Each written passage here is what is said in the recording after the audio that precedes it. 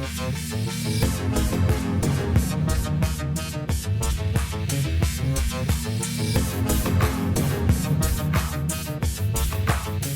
Sciforror Film Podcast.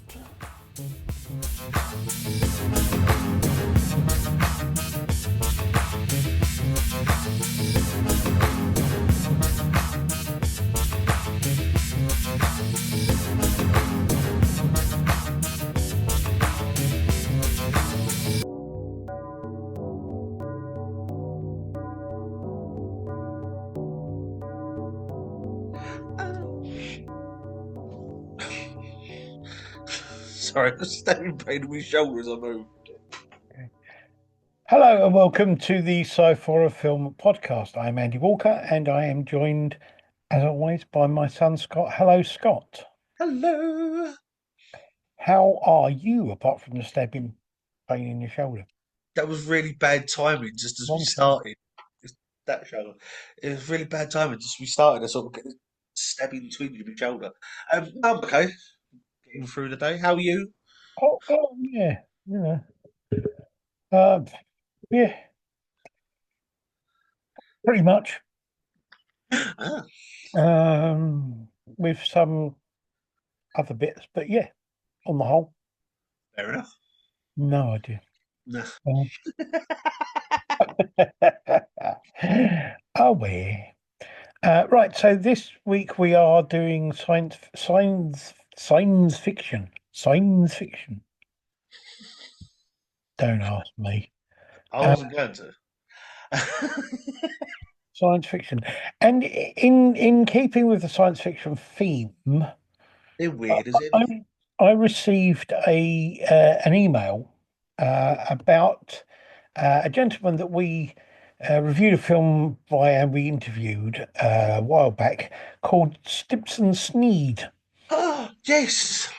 His feature film is apparently nearing completion, and so hopefully will be out sometime soon, and we will hopefully get a viewing to review it. I don't know. I'm not sure exactly when it's coming out or what's happening with it yet. So we will wait and see and keep our breaths bated and our eyes peeled and keep watching the skies and all that kind of thing. Yes, I'm looking forward to it. Even if we don't get a chance to review it or whatever, just being a chance to see it again, see what that's going to be like. I find it quite funny, bearing in mind the fact that the film that we watched of his was all about time travel. Yes, I know. All right, this is my point. It's the fact that I felt so hypocritical watching that, as we said. It's the fact that I can't stand time travel, but that I genuinely liked. I think it's because I of know. it was the whole correcting of it and the fact that there was a bit of a comic side to it. But Yeah, I'm looking forward to seeing what he's done as a feature. It should be interesting. absolutely. Okay, so let's get on with this one. We've got two short films and a classic feature film to review this time. The first of the short films is from 2023, and it is a film called Fusion. The director is Benjamin Rodwell. The writer is Regan Ty. And the cast is Chris O'Malley, Amelia Conway, and Cam Ralph. And the synopsis says, Michael, a frenzied engineer, works with colleagues Jacob and Emily for the combined goal of creating humanity's first working teleportation device. However, moral questions arise after the teleporter's creation, and Michael looks to improve the technology while Jacob only sees the potential negative effects it could have. Biddly bong, biddly bang. So there you go. This is Australian, I believe. Could be wrong. It might be New Zealand, but it's somewhere. It's Antipodean. Yes. Anyway, it's from somewhere down there. Like that. I thought this was a really good idea. And it was well written. It's pretty well acted. The effects are good. And it kind of works well as a story. But for me, I don't know, there's something missing from it, and I really don't know what it is that's missing. Yeah, I I genuinely had sort of a hard trouble following what was going on. Not because of the fact that what was confusing. I felt the same thing. It's that it just felt like I missed something. It Yeah, was that sort of moment where I sat there, and especially it's near enough, sort of about halfway through or about three quarters of the way through, I sat there and was like, "What?" So I had to take it back because I genuinely thought I'd missed something.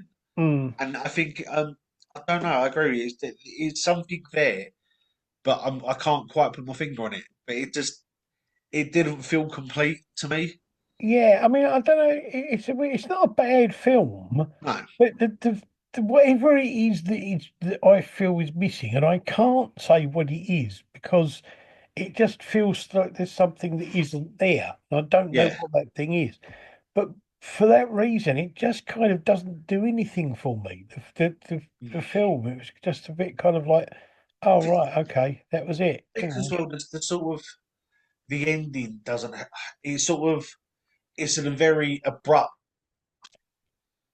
Yeah, and I was a bit sort of sort of the things happening. Can the credits start? I was like, oh, okay, and I think that's sort of I was a bit like I'm a bit confused. I think yeah, that doesn't help. But I'd say it's a good film. I like the cinematography to it. yeah, yeah, The the lighting to it with the sort of the dark bit, like Chen picked up in the dark in the lab and the different contrasts. I thought was amazing. But yeah, I agree with you. There's something I can't quite put my finger on to say what's missing. yeah. And it's weird because it's not like it. I mean, the story doesn't seem to have any holes in it as such, and it flows quite well and it makes sense. But I don't know what it is that's missing from it. No, it's really weird. It's say no. I don't want to take away from the film. It's a good film, but it's one of the moments that's sort of like I think it makes it not. I suppose it makes it sort of a better film because you're left wondering what you're missing. I suppose, but Yeah, and that was definitely wrong because of that. But I think the problem is that you end up with that question, that doubt in your head, so much of what was it, what was I, or was I missing something, or was what was missing, and you sort it takes away from the film a bit. yeah, But I say it's a good film, but I just I don't feel like it was complete. yeah. No, I don't. It's a pity because I really thought it was good, but yeah, something about it wasn't quite there. Yeah. Okay, our second film. This is called from 2016 actually, and it's a film called Scarecrow. Mm. Two separate words, not one word. And this is Nepalese. And the director of this is Nishal Karki, and the cast is uh, Alankrit Pathak, Joyti Kardka, sorry, uh, Barajman Karki, Robin Oli, Nicole Karki, Prakash Ijam, and Arshia Patak. I think that's all right. There isn't actually a synopsis for this film with it. So there you go. I mean, the main interesting thing for this, I think, is it's an independent, low budget amateur filmmaker from Nepal, Yeah. um, and they've made this sci-fi film. What did you think? I I had because and this is more my fault than or my problem than any take away from the film because I have trouble with reading with dyslexia, the stuff I've got. Trying to read the subtitles as well as watching what was going on was very hard for me. Yeah, So I was a bit torn between doing what, like, sort of moving my head to see what was going on.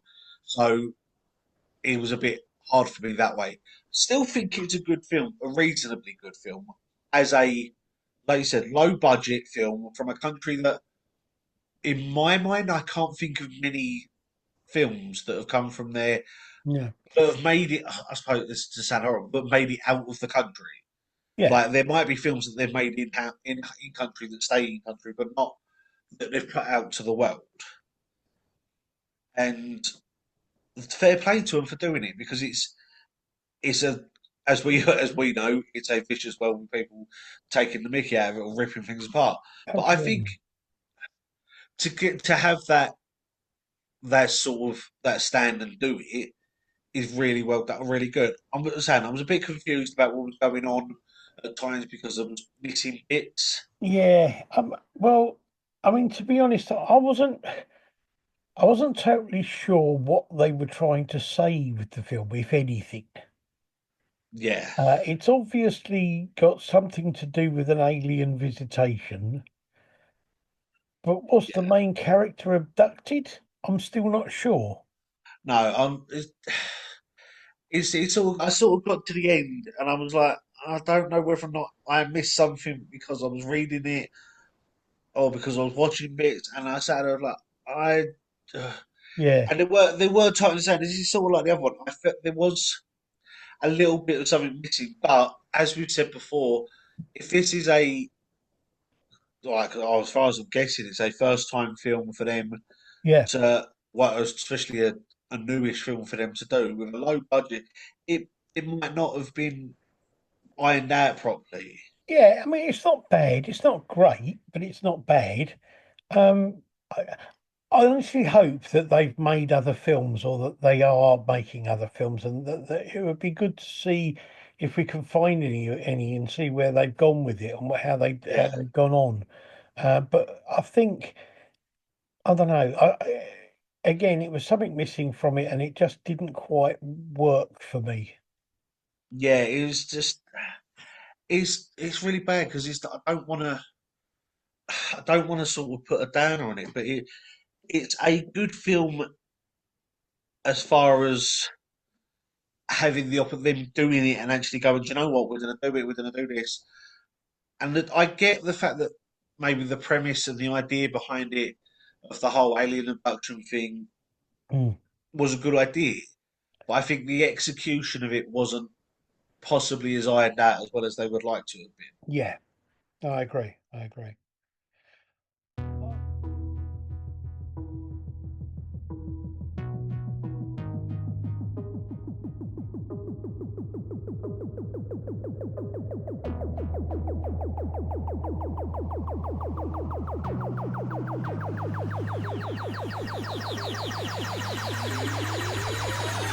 Okay, on to our classic feature film. We don't often do this, but this was a film that I just wanted to do, and we try and do every now and again do sort of like big Yeah, studio films, if you like. Um, no, we don't do it that often, but right. The feature film this week is from 1988, and it is the film They Live, directed by John Carpenter. Written by, well, the short story it comes from was written by a guy called Ray Nelson. The screenplay is written by Frank Armitage, which is actually John Carpenter just writing under a different name. yeah, The main cast for this is Roddy Piper, Keith David, Meg Foster, Peter Jason, George Buck Fowler, and Raymond St. Jake. The synopsis for this, for anybody who doesn't know, I'm just going to read what it says basically from the poster thing, which says, they influence our decisions without us knowing it. They numb our senses without us feeling it. They control our lives without us realizing it. They live. Now, I've got to say, straight off, I love this film. John Carpenter is one of my favourite film directors. He has made some of my all-time favourite films. Yeah. And when I first saw this, I was kind of just getting into the whole WWE or WWF as it was their wrestling. And Rowdy Roddy Piper was a big name in the wrestling world at the time. Um, and so when I saw this, I thought, oh, I've got to see this. John Carpenter and Roddy Piper, what were you worth a look? Um, what do you think? It's very. I had so much dubiation about this film because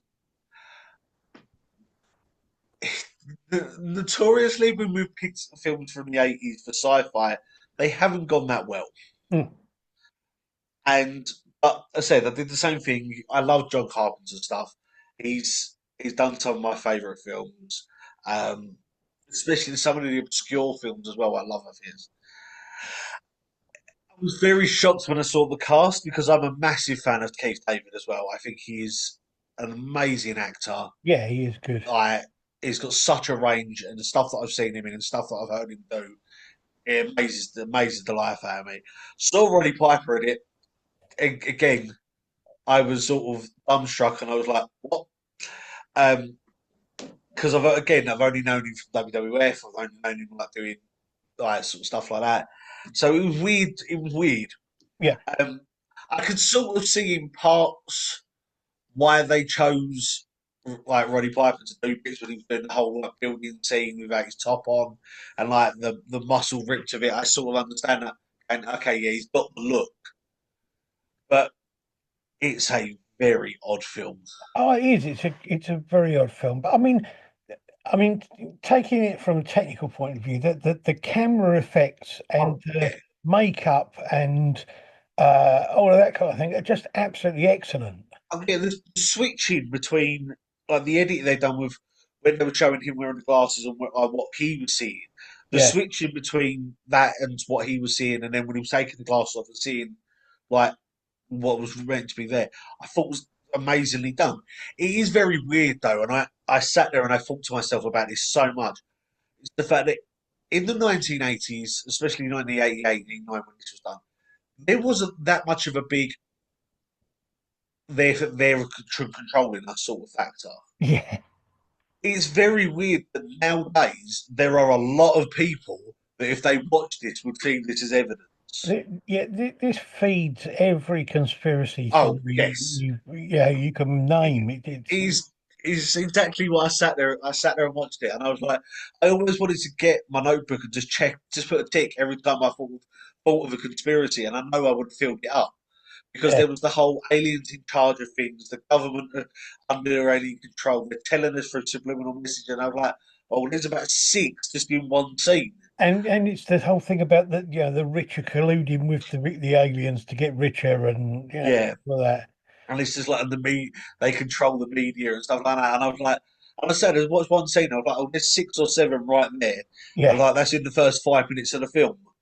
I was like, so, but again, I agree with the makeup of the or what the aliens look like, and the sort of that look of it, I thought was really well done. yeah, Especially for the fact that again, it's a 1980s film. I suppose as well, what I liked about this until about right until the end, there wasn't any. I don't suppose any need, but there wasn't any sign of normal 80s film, which was like scantily clad women and yeah, absolutely. apart from like a couple of minutes or the seconds right at the end, that's it. And I liked that. It wasn't we're going to show it off because we can because it's an alien film and they don't. It's it's very everything's normal. Yeah. The other thing I like about this is the fact that it's not set in a sort of dark sort of dark house and a dark place where No, you can't see anything. Most of it takes place during the day, and most of it takes place, in places that are well lit and all that kind of thing. yeah, It makes a there's a nice lot change. like there's a couple of bits that um. I suppose even a couple of bits when they're doing like there's the shootout in the alley.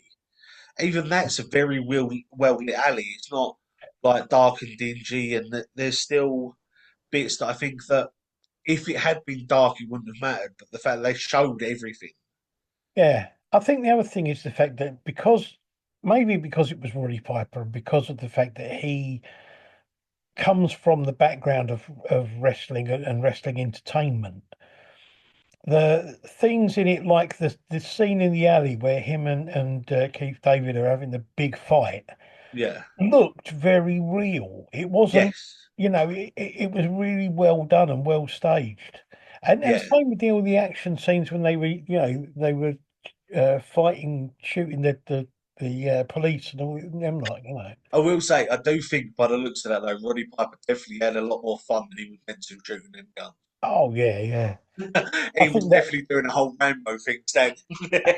I just get a feeling that whole film was just fun from beginning to end to make. Oh yeah, which the thing is, there's bits of it you can tell that he's enjoying, like, especially for like, a man that's not. I suppose he is an actor in a sense, but he's a sports entertainer. Where this, he's just an actor and he's using his physical ability. I think for to do something that you're not doing on a daily basis is can be a bit of a bit of a grind. But I genuinely feel he enjoyed doing Oh, this. absolutely. I will say that the only downside to watching this was the fact that afterwards I decided to watch another film we did, which is called Hell Comes to Frogtown, which, to be honest, is bloody awful. But um, but this film contains one of my all-time favourite pieces of dialogue, Oh yeah, which one? where he goes into the bank and he says, Yes, "I have come here to kick ass and chew bubblegum, and I'm all out of bubblegum." yes. I love that. I love it's one of my favourite lines. But it's such an iconic line because it's used so many times elsewhere, and I loved it. And there's certain bits that I loved. It's just sort of, and I think it wouldn't have worked as well if it was anyone else. No, I think absolutely. because Roddy Piper had that persona when he was doing wrestling and that on-screen presence that if anyone else had done it, it wouldn't have worked. But because it was him, Yeah. he had that sort of you saw. It's almost that sort of. I could hear him saying it. The thing about it as well is that at the time that this happened, this came out, I mean, people like um, Hulk Hogan, and there were a couple of other wrestlers had gone into acting. But to be honest, I never saw them in anything that I thought was that good. Even the thing in Hulk Hogan in the Rocky movie was awful. Yeah, But I thought this worked because Roddy Piper kind of fits being in a sci-fi B movie. yeah. It's especially at the age he was then, like as a younger Roddy Piper, he definitely. Especially it was the physique he had and the hair. Yeah, It was almost yeah. It's almost sort of like he was built for that sci-fi B movie look. absolutely. And I mean, I've got to say as well, I mean, I like Meg Foster. I think Meg Foster is a very good actress. But the main thing about her is she's got the most incredible eyes. Yes. Those eyes are just I, really, I don't know if it was her makeup or what, but it genuinely looked like they were influenced, like sort of I made to stand out. But then I sat there like it's not. It's her bone no, if structure you and see her in anything, her eyes just glow. They're just yeah, incredible. it's. Looking back to it, and that sort of look she had is almost like. I don't know if you've ever seen some of the older spy films where they're meant to look. They look at the woman and she's meant to give them cold, sexy eyes, Yeah, and then narrowed the light on her eyes, and that's how it looks. And I was like, but they haven't done that because that's just no, how she naturally looks. yeah, her eyes just glowed. Um, the other thing as well is that there is a bit when they're leaving the meeting hall. One of the guys that leaves is Asian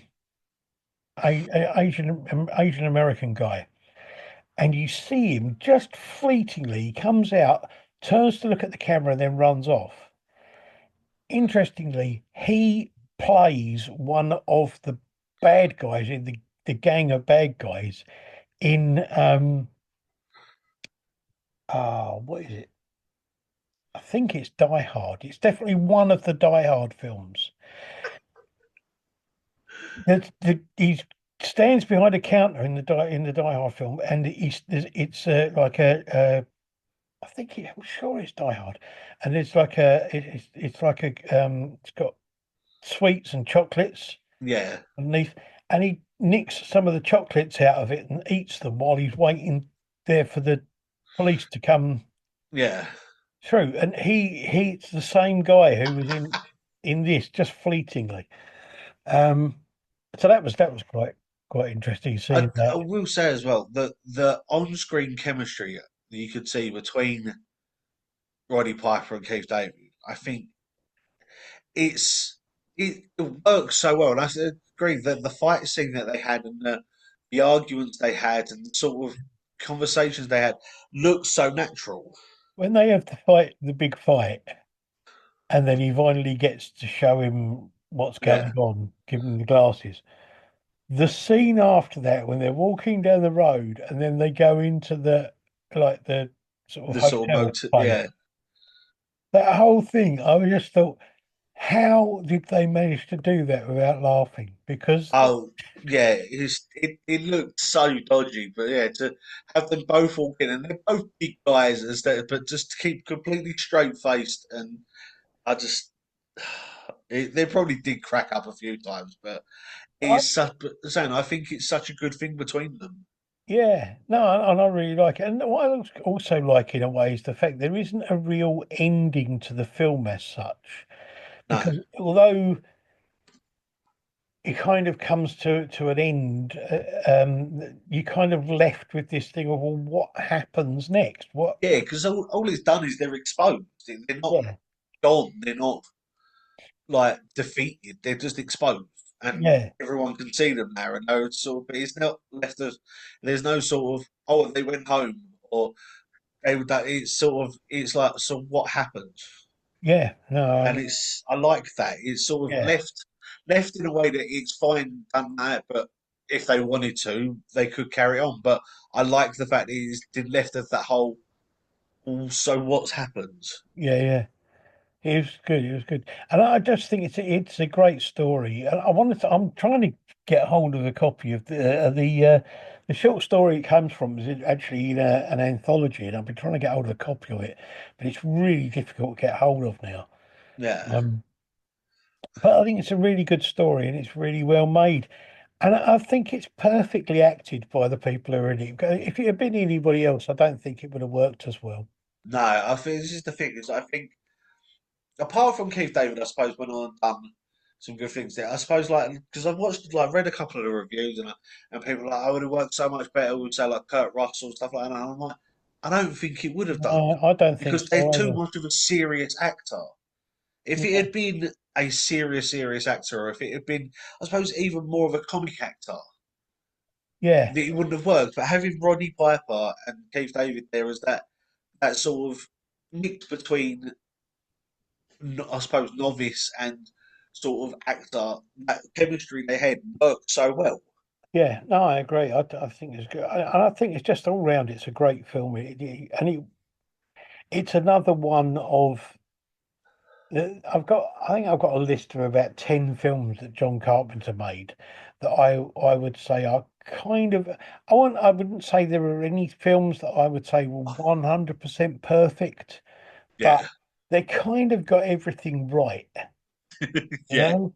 And this is one of them. I think It, it's about. it's yeah, because there's a lot of people out there that think that this isn't one of his best works, but I think this proves the fact that he can go from or he can do stuff that he's absolutely downright scary and people freak out to watch it, and then stuff that yeah, it's still a horror, it's still a sci-fi horror, whatever you want to call, but it's still a light-hearted one, and it's still Yeah, sort of a bit. I wouldn't say family friendly, but it's definitely a more sort of oh, it's not a problem if the kids see it or whatever. yeah. I Compared to mean, some of his other stuff, I yeah, would say no, you're right.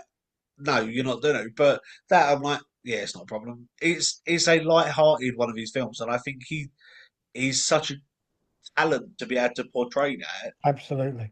And I mean, I think he's still doing a live thing at the moment. I think there are still tickets available to go and see him live. He's doing these kind of, him and his son do music. They've got their own YouTube channel. They do Yeah, music and stuff because he writes a lot of the music for his own films himself. yeah. We And did. I they think he do, did for this one. yeah, they do music and stuff. But I think it's a mixture of music and just him talking about sort of his career and that sort of thing. I mean, I'd like to go and see that, but Yeah. yes, definitely Well, worth. Yeah, anybody who hasn't seen it, I would definitely recommend They Live. If it's a good film, and it takes no effort to watch, and it's brilliant. I love it. no, it's a good film that doesn't take itself. But don't be funny. It has quite a serious message in it, Yeah, but it doesn't take itself so seriously that it ruined it. absolutely. Okay, so that's the first film was short film was Fusion, which we kind of liked. It wasn't great, and we just thought was a bit missing something. Then Scarecrow, which again it was okay, it wasn't bad, but again it had something just not Yeah. quite there. And the Fantastic They Live, which we both loved, and I'm actually thinking I might watch it again, just for the fun of it. I think I might have to. I might have to give it a few weeks, but I might have to as well. The thing is, this is the first time I've seen it, probably for about, let me think, it's probably the first time I've seen it for about 20 years. I think it's the first time I've seen it, but the saying it's the iconic lines in it. You know Yeah. where it's from and who does it. This, this was, I mean, this was one of the films that I remember getting out of the video shop the video shop first opened near my mum and dad. I went in there, and all I was looking for was like horror and sci-fi stuff, and I was already a John Carpenter fan. Yeah, And I saw this in there, and I thought, oh well, I'll get that out. I'll have a look at that, and I'm really glad I did. yeah, it's a good film, and I think it's a good, especially if I suppose if you want to get into horror sci-fi sort of things, this is a very very good film to start with. It is, It's a stepping stone where you can go for, especially with John Carpenter stuff. yeah, that is good. Oh, good. Okay, thank you very much, Scott. It's all right. We will be back again, and we will be doing horror. At some point, I will be, or we will, or I will be interviewing the maker of the film. I'll try and get it right. A Final, Final Exorcism. yeah, I'm sure not the. that's right. It is well, that's what you sent me. It's not the last one. I would use. A Final Exorcism. Yeah, a final exorcism, not the last exorcism, like you were Yeah, saying. I know what's the matter with me. So yes, thank you very much, and for everyone watching, listening, and uh, tuning in via the ether, or either, or neither, or neither. Oh, don't And we will be back, we will in the words of Arnold Schwarzenegger. get in the dropper. We will be back. Oh, Anyway, okay. thank you very much. Bye. Bye.